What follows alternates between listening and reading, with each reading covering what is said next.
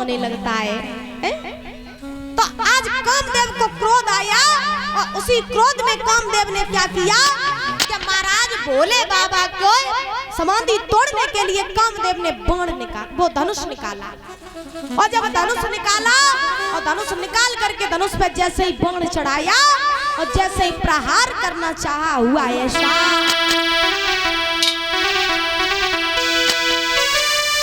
कि उस ख्वाब में कुछ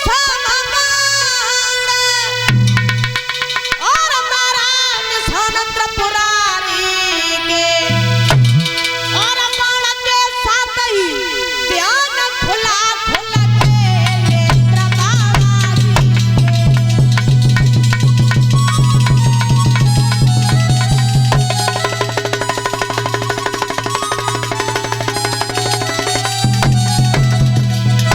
कामदेव ने धनुष निकाला, धनुष पर बाण चढ़ाया, बाण चढ़ा करके जैसे ही भोले बाबा के ऊपर प्रहार किया, वही बाण जाकर के भोले बाबा के सीने में लगा, भोले बाबा का समाधि टूट गई।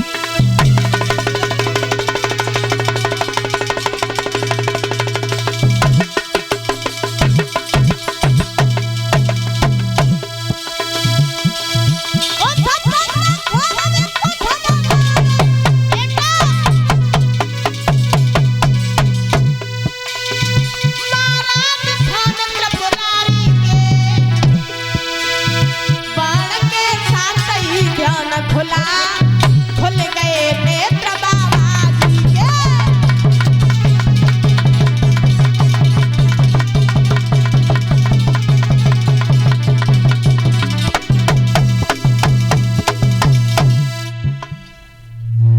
महाराज आज श्री सुखदेव जी समझा रहे हैं राजन परीक्षित, कामदेव ने जैसे ही बाण मारा भोले बाबा के, बाण जाकर के सीधा भोले बाबा के सीने में लगा, जाकर के जैसे ही बाण सीने में लगा, सोई महाराज भोले बाबा की समाधि टूट गई। जब भोले बाबा की समाधि टूटी तो उसी समय परीक्षित महाराज, आज भोले बाबा की जैसे ही समाधि टूटी, इतना क्रोध आया भोले बाबा को, इतना क्रोध आया कि क्रोध में भोले बाबा का तीसरा नेत्र भी खुल गया। और जैसे ही भोले बाबा का तीसरा नेत्र खुला तो भोले बाबा ने दृष्टि घुमा करके जैसे ही कामदेव पर डाली, तो महाराज उसी समय कामदेव के ऊपर जैसे ही दृष्टि पड़ी, तैसे ही कामदेव वहीं जल करके राख हो गए। अच्छा, भोले बाबा का जो तीसरा नेत्र है वो अग्नि का प्रतीक माना जाता है। तीसरे नेत्र में भोले बाबा के अग्नि प्रवेश करती है। और तीसरा नेत्र भोले बाबा का ऐसे ही नहीं खुलता है। प्रमाण तो यहाँ तक मिला कि भोले बाबा अपना तीसरा नेत्र तभी खोलते हैं जब कामदेव प्रकट होते हैं। जब कामदेव प्रकट होते हैं तब भोले बाबा अपना तीसरा नेत्र खोलते हैं। और जब जब कामदेव प्रकट होते हैं, जब भोले बाबा का तीसरा नेत्र खुलता है, तैसे ही कामदेव जल करके राख हो जाते हैं। तो महाराज उसी समय भोले बाबा का तीसरा नेत्र खुला, उसमें से अग्नि प्रकट हुई। और जैसे ही अग्नि प्रकट हुई और कामदेव के ऊपर अग्नि पड़ी, तैसे ही महाराज कामदेव जल करके राख हो गए। बोलिए गोविंद भगवान की। जैसे ही कामदेव जल करके राख हुए तो उसी समय आज भोले बाबा की समाधि टूटी। इधर देवताओं को पता चला कि कैलाश पर्वत पे भोले बाबा की समाधि को कामदेव ने तोड़ दिया, लेकिन कामदेव तो जल के राख हो गए, लेकिन भोले बाबा की समाधि टूट गई।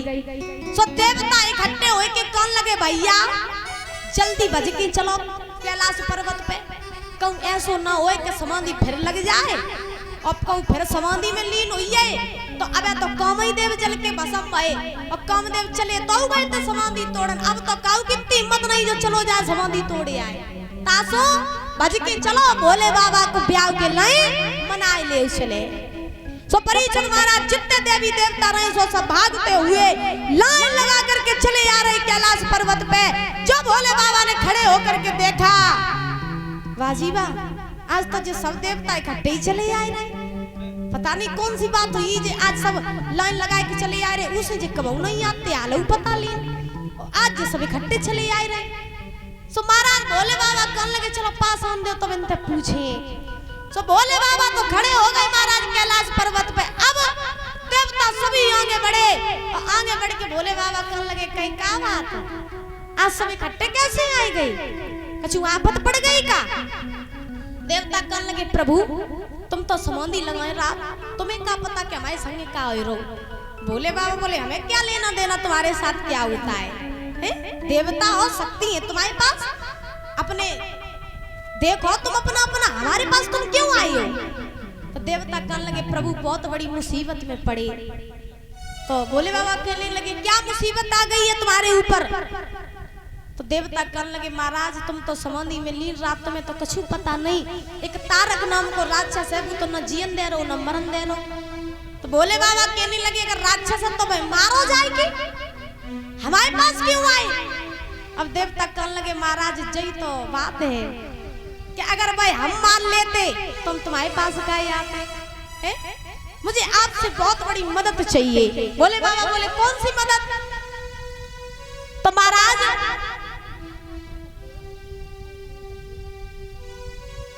तो देवता कहने लगे महाराज वो राक्षस तभी मरी है जब आप अपना दूसरा विवाह करोगे, और जब आप विवाह करोगे जब आपके पहली संतान होगी वही संतान आपके उस राक्षस को मारेगी।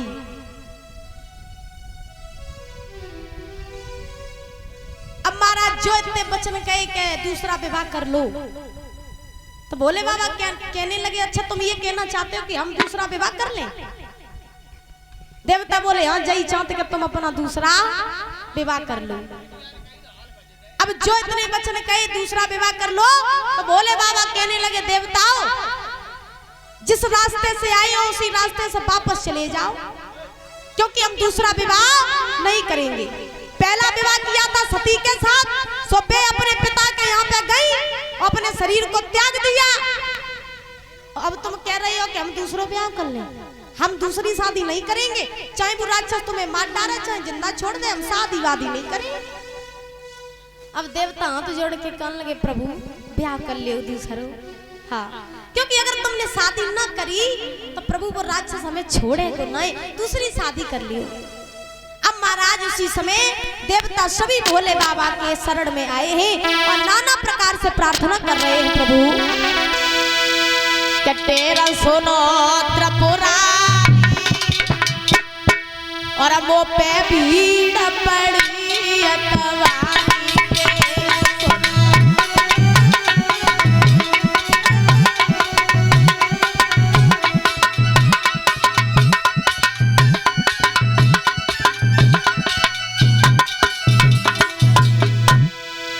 जवाब दिया है देवताओं ने भोले बाबा तेरा सुनो ये तकारी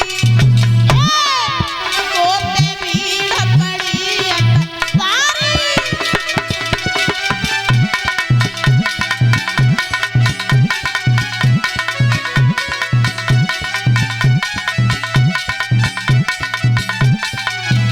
और बोले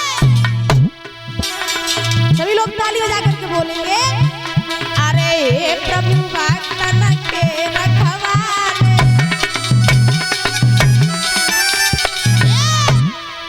ये प्रभु भक्तन के रखवाले, अरे हम सब आए शरण तुम्हारे, तेरा सुनो त्रिपुरारी,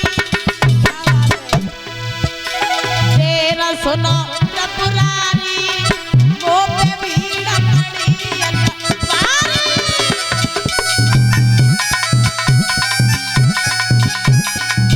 श्री राधे।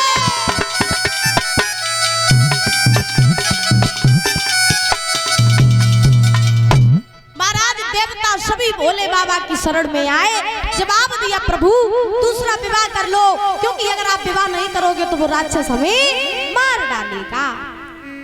सो परीक्षित महाराज भोले बाबा ने जब देखी कि देवता ज्यादा ही परेशान है, तो भोले बाबा कहने लगे अच्छा सुनो तुम जब कह रहे कि अगर हम दूसरी शादी कर लें तो वो राक्षस मारा जाएगा, तो ऐसा करो चलो कोई बात नहीं, तुम्हारी रक्षा करवे काज हम दूसरो विवाह कर लेंगे, तुम परेशान ना हो।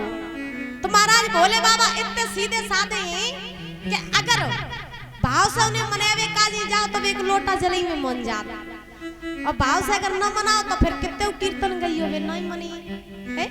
उनको नाव में कहीं नहीं जाते जो बोले और भाले बोले तो इतने कि अगर महाराज भाव से जाओ तो फिर तुम्हें अपनो सब कछु दे दिए, और फिर भाले इतने कि क्रोध आ जा तो फिर छोड़ हटकाऊ को नहीं है? बोले भाले बेचारे भोले बाबा। अब श्री सुखदेव जी समझा रहे हैं राजन परीक्षित, अब इधर भोले बाबा ने विवाह के लिए हाँ कर दी, तैयार हो गए। अब भोले बाबा कर लगे अच्छा जब बताओ ब्याह तुम कर लिए, लेकिन तुमने को बिटिया टिया ढूंढ ली।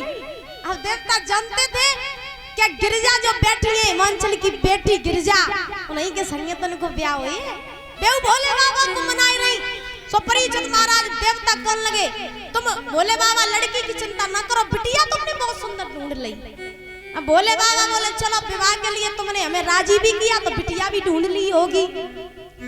सो महाराज देवताओं ने देव ऋषि नारद से कहा नारद जी जाओ और जाके गिरिजा को अवगत कराए दो कि गिरिजा तुम जाओ हिमांचल नगरी में विवाह की तैयारियां करवाओ, भोले बाबा दूल्हा बने के आए रहे हो, तुम्हारी तपस्या सफल हो गई। अब महाराज नारद जी भागने लगे क्योंकि नारद जी को तो काम ही है तो इधर की उधर करना है? अच्छा नारद जी का स्वभाव ऐसा था कि प्रमाण ये मिला कि उनका नाम ही है नारद, जिनकी बात को कोई रद्द ना कर सके, उनका नाम है नारद। तो नारद जी को स्वभाव ऐसा होता कि नारद जोन घर में पहुंच जाते और जिस घर में पहुंच जाए ऐसे घर में पहुंच जाए जब घर में पति पत्नी रोज लड़त हो, ऐसा प्रमाण मिला है कि ऐसे घर में अगर नारद जी पहुंच जाए कि जहाँ में पति पत्नी रोज लड़े, और ऐसे घर में नारद जी का अगर आगमन हो जाए तो महाराज बा घर में कबू पति पत्नी की लड़ाई नहीं होती। हाँ, और अगर ऐसे घर में पहुंच जाए जा घर में पति पत्नी कबू न लड़े हुए, और ऐसे घर में अगर नारद जी पहुंच जाते तो बा घर में तुम समझ लियो कि महाराज संजा सवेरे लाठी चलिए। हाँ, ऐसा प्रमाण मिला है। अब नारद जी भागने लगे नारायण नारायण नारायण कहते हुए, और भागते भागते नारद जी गिरिजा के पास पहुंचे, जवाब दिया बेटी गिरिजा तुम्हारी तपस्या सफल हो गई, तुम जाओ और जाके हिमांचल नगरी में विवाह की तैयारियां करवाओ। भोले बाबा विवाह के लिए मान गए और भोले बाबा तुम्हारे संग शादी करवे काजी आएंगे, तुम जाओ। जो गिरिजा ने सुनी कि भोले बाबा मान गए विवाह के लिए तो गिरिजा बड़ी प्रसन्न हुई, और महाराज खुशी के मारे गिरिजा भूली न समाए और भागती हुई गिरिजा अपने पिता हिमांचल के पास में पहुंची, जवाब दिया बाबा विवाह की तैयारियां करवाओ। हिमांचल